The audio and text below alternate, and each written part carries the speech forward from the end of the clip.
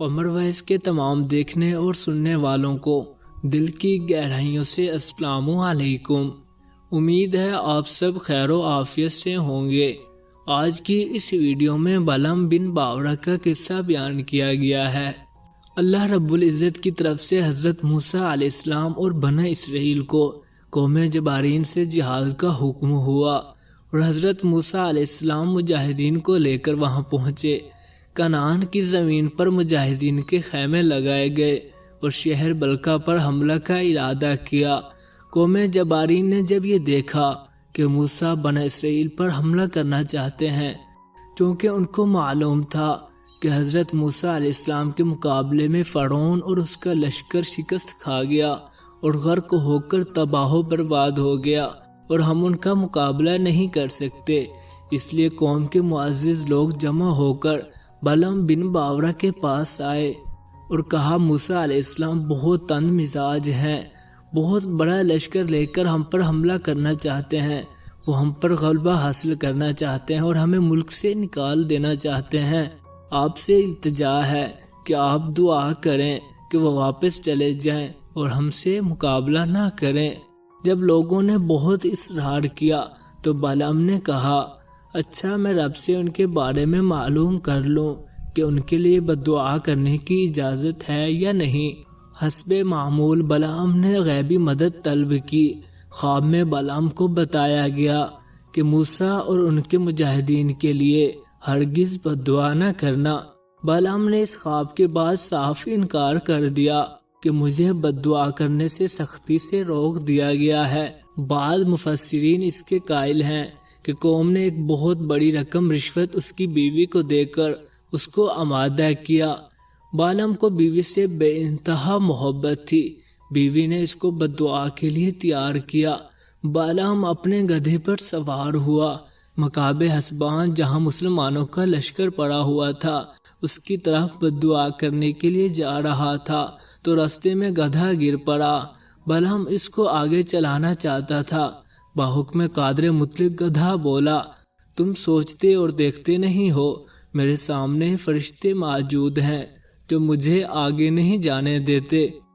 یہ سن کر بلعم کچھ جھجکا مگر شیطان نے اس کو بہکا دیا۔ بالآخر وہ آگے بڑھا اور بددعا کرنے میں مشغول ہو گیا۔ اس وقت قدرت الہی کا عجیب و غریب کرشمہ ہوا کہ بلعم بددعا کے جو الفاظ و کلمات حضرت موسیٰ علیہ السلام اور ان کی قوم کے لیے استعمال کرنا چاہتا تھا وہ سب قوم جبارین ہی کے لیے اس کی زبان سے نکل رہے تھے، اور اپنی قوم کے لیے جو دعائے الفاظ بولنا چاہتا تھا وہ سب حضرت موسیٰ علیہ السلام اور ان کے لشکر کے لیے نکل رہے تھے۔